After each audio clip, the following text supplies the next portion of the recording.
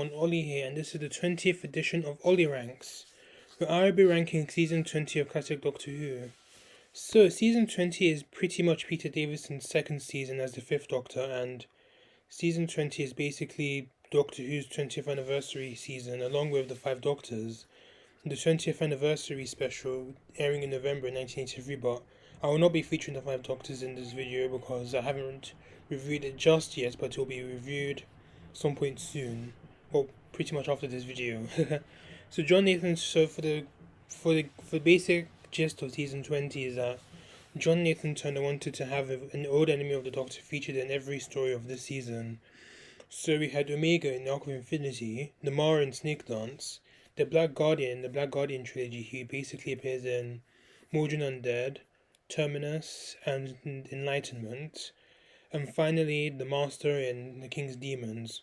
The Daleks are initially going to return in the 7th and final story of season 20, which is going to be called The Return.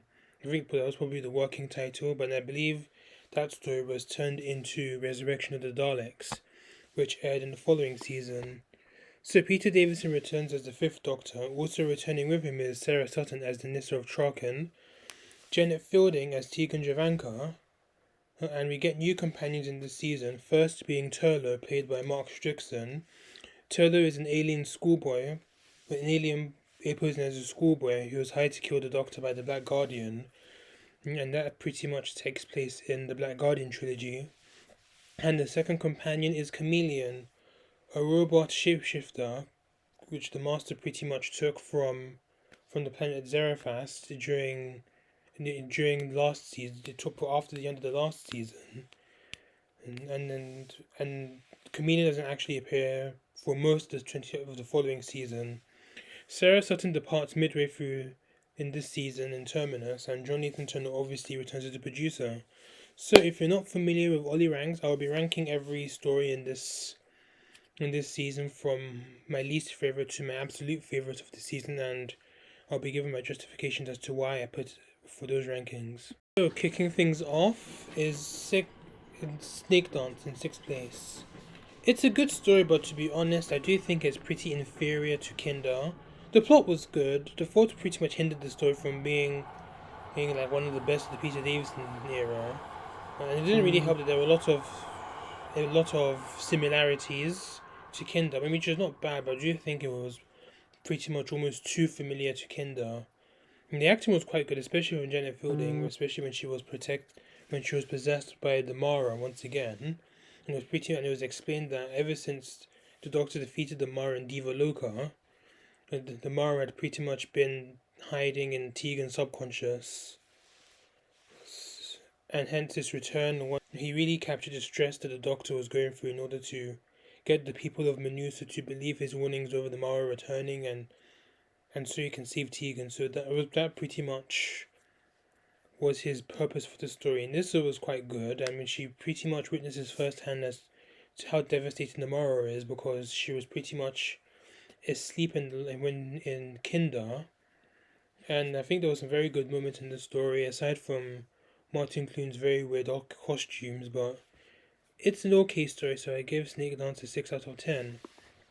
In 5th place is Terminus, the second story of the Black Guardian trilogy. I don't think it's a bad story as some people say it is, or it's just boring as other people think it is, but like Snake Dance, a lot of the stories for it kind of ruined the story, and I think the main fault I do think the story has is that one of them, Tegan and Tola, they pretty much spent most of the story just crawling around in the vent, and the Black Guardian was being quite unfair to Tola because the Black Guardian was pretty much trying to get Tola to kill the Doctor, and the thing is, the Doctors were already on Terminus, and Tola was pretty much still crawling in the vent, and Tola didn't even make it to Terminus. He was just literally in the carrier ship, so I do think that was quite unfair for the Black Guardian to be putting that much pressure on him anyways, and this is what pretty much Tola realized: he cannot kill the Doctor. And considering the fact that the Doctor and Tola only pretty much share one scene in the story anyways, there was some very questionable dialogue and direction in some scenes, especially the scene where Nyssa decides to take off her skirt. That's when she's coming down with Lazarus disease, and she takes her skirt off in front of Olver, and it was pretty obvious that it was done for fan service, even though it was actually done on purpose by Sarah Sutton's side, because she wanted to give the fans a treat, no or less. And it doesn't really help that the doctor found her skirt lace and saying that he found blood on it.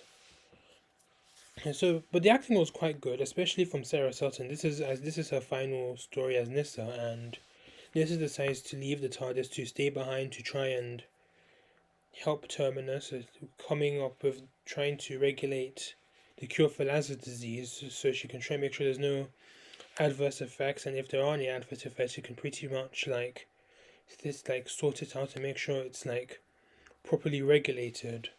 So I did like how it pretty much comes full circle from when she first joined the TARDIS, especially when her father died, and she pretty much is basically becoming her father Trima. So I did like how dreary and great the story was, pretty much like your typical season 18 story. So I give Terminus a 6.5 out of 10. Fourth place is The King's Demons, the season finale of season 20, which saw the return of the Master. The plot wasn't so bad, as the King's Demons was a two-part story, but it does feel quite filler, which is odd because it's the season finale. Although, as I mentioned before, there was meant to be a story that was supposed to have happened after this, but I think there was a strike, so I think that story pretty much became Resurrection of the Daleks in season 20. Without being said, I do enjoy the story quite a fair bit. The acting was quite theatrical and very pantomimic in a good way. It was very fun. I can tell Peter Davison was having fun with the script as well, and he was quite hammy, especially when being knighted by King John. The Master was okay, even though his motives seemed quite a master-like in a way. Yes, the Master is pretty much wanting to prevent the Magna Carta from being signed. And I do think this is pretty much something that the meddling much of anything. I think Tegan was just pretty much following the Doctor, and she ended up in the TARDIS in part 2 trying to pilot it, and Turlo was just being captured by guards left, right, and center. So this story also sees the debut of Chameleon, the robot, the android that the Master acquired from Zerevas, after his last appearance. So he was pretty much using Chameleon to pretend to be King John so he can prevent the Magna Carta from being signed. Chameleon is an okay addition, but as I said before, have the Chameleon's presence there, it was cool, but then it would have been cool as a one-off character, but then having Chameleon as a full-time companion was just a mess, because no one knew how to operate it, and the only one who knew how ended up dying in a boating accident. And so I think the prop didn't even work most of the time. So good story, quite a little bit ambitious, but then it could have easily been a 4-parter. So I give The King's Demons a 7 out of 10. So now moving on to our top 3. In third place is Arc of Infinity. I do think that this is the hidden gem of the season. It is very underrated. Although it's a bit faulty in some places, but it's a good story. It kicks off season 20 and the theme of having previous enemies returning in every story. So in this story, Omega returns, and this is the second story to be filmed abroad, and it's pretty obvious that Jonathan Turner was trying to replicate the success that the City of Death achieved 3 years ago. As it sees Omega returning and trying to bond with the Doctor's DNA so he can return to our universe, which causes the Doctor to return to Gallifrey with Nyssa in tow, whilst Tegan returns in her own mini B-plot looking for her cousin, and then her cousin ended up getting captured by Omega, and then Tegan ended up getting her captured as well.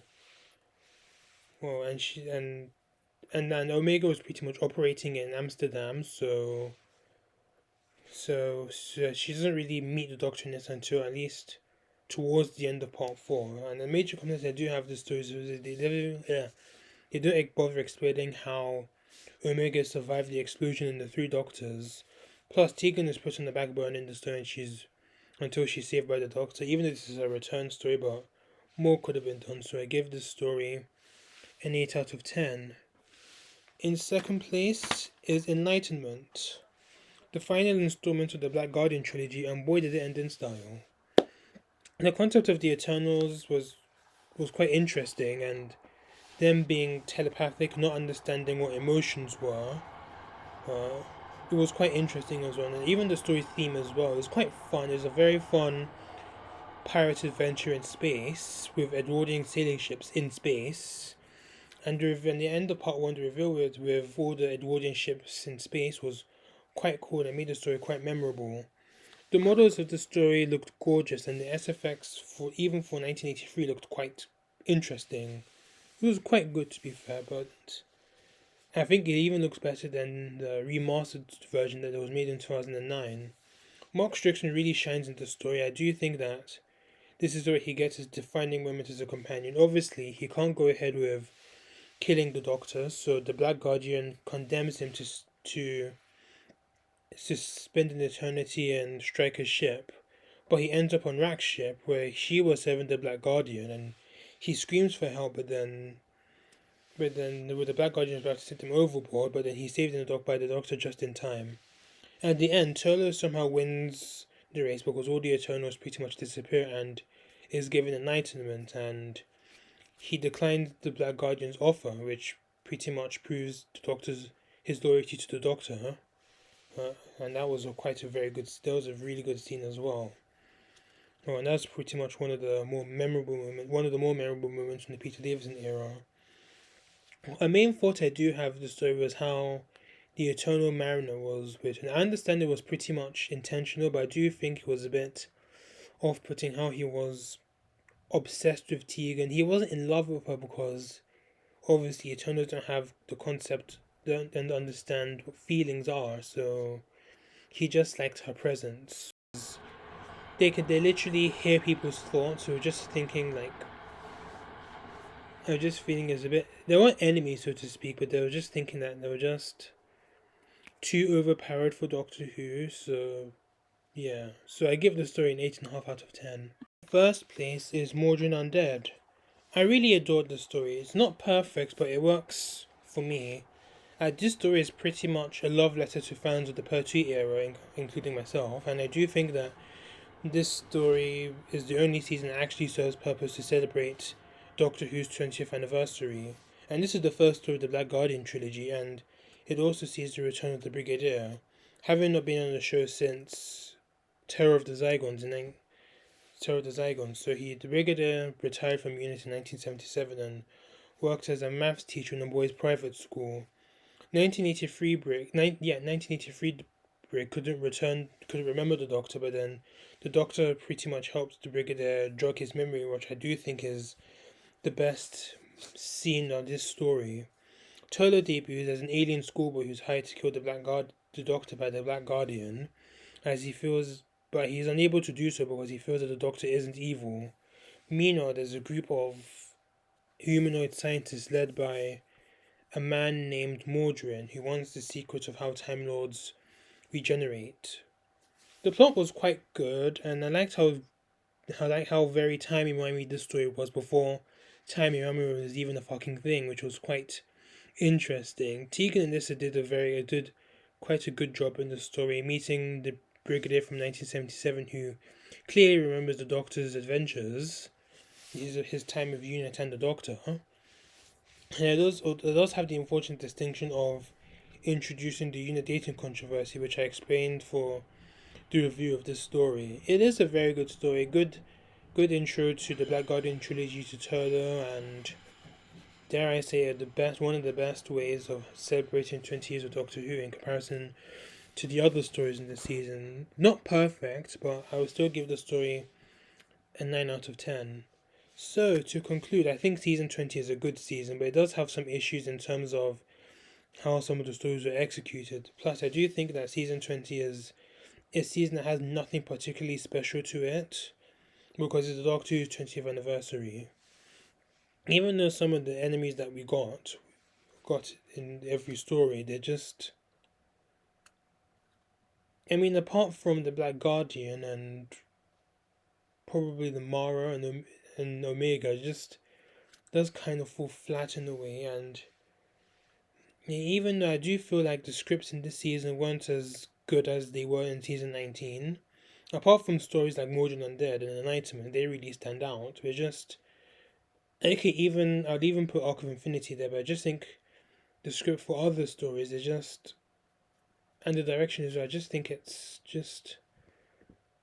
does fall flat in comparison to how good season 19 was, and it just doesn't really work in a way. It just feels like, I do feel like season 20 is just a season that just there, it just feels quite filler compared to other seasons. Like, just I feel like season 20 is the season that has the most filler, even though it shouldn't really feel like that, even though it's actually the show's 20th anniversary. And I mean, they did try, but it was just compared to other seasons, it just wasn't so strong as the others. So, and I think Peter Davison decided to leave Doctor Who before the making of season 21. Mainly, I think probably mainly due to the his frustrations. This is the 20th anniversary special of Doctor Who, in which all Doctors return, apart from the Fourth Doctor. Well, he does appear from using clips from Sharda, but yeah. So thanks for watching. Please let me know what you thought of season 20 and this video. Subscribe to my channel if you haven't done so already. Hey, share this video, like this video, click on the bell to be notified on videos I post. Until then, see you later.